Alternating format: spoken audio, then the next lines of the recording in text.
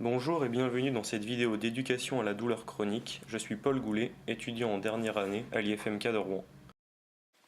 Tout d'abord, il est important de faire la différence entre ce qu'est la douleur et la nociception. La nociception regroupe l'ensemble des capteurs, des récepteurs du système d'alarme du corps humain. Les récepteurs situés à la périphérie du corps captent et transmettent les informations au cerveau, qui prend alors la décision ou non de déclencher la sirène du système d'alarme, qui est la douleur.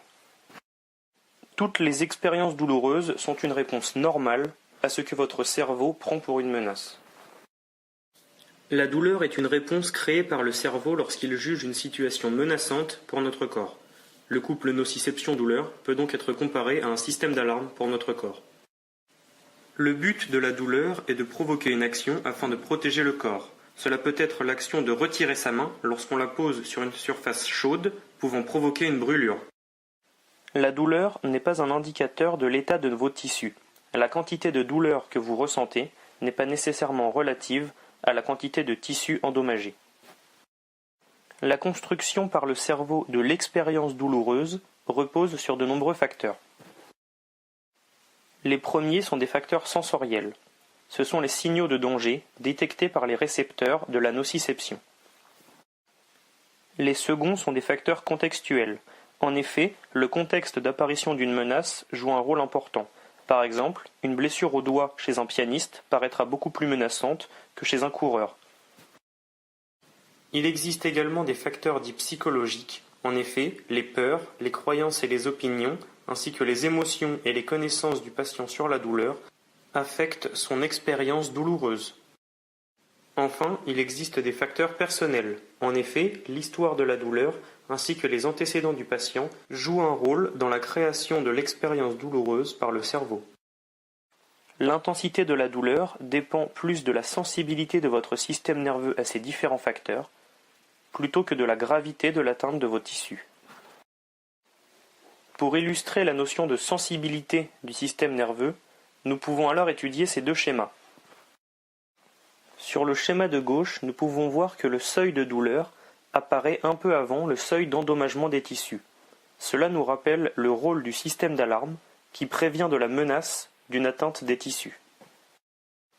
Le schéma de droite représente un système plus sensible. Il y a donc un changement du seuil de douleur qui est plus éloigné du seuil d'endommagement des tissus.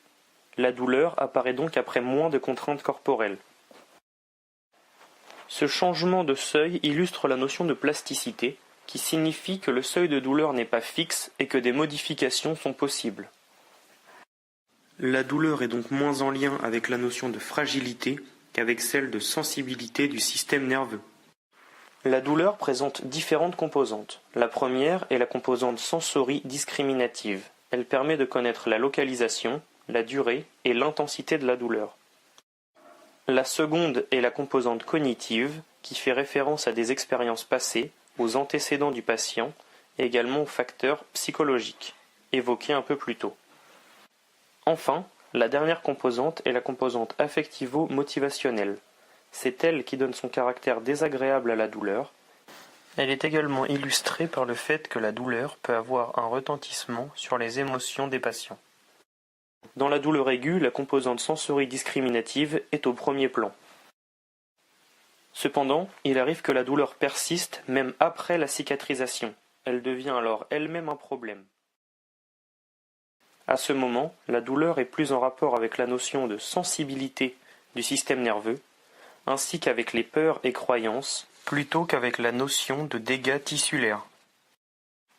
La composante sensorie-discriminative est alors moins présente, du fait de la disparition de la menace, et les composantes cognitives et affectivo-motivationnelles prennent alors une place plus importante dans l'expérience douloureuse. Cette douleur dite chronique affecte alors plus les émotions et la qualité de vie des patients que la douleur aiguë. Ce retentissement de la douleur chronique peut également amener d'autres phénomènes. Le premier phénomène est appelé kinésiophobie. C'est la peur du mouvement. Cette peur est causée par la croyance que le mouvement est à l'origine de la douleur. Le second est la catastrophisation. C'est une forme d'anxiété qui fait imaginer aux patients les pires scénarios possibles Les modèles de gestion moderne de la douleur intègrent les connaissances scientifiques actuelles et ne se concentrent pas uniquement sur les tissus. Ces modèles reconnaissent l'importance de la sensibilité du système nerveux, des peurs, des attitudes et des croyances du patient dans un état de douleur chronique. La façon dont vous comprenez la douleur a un impact direct sur votre douleur ainsi que sur votre façon de la gérer.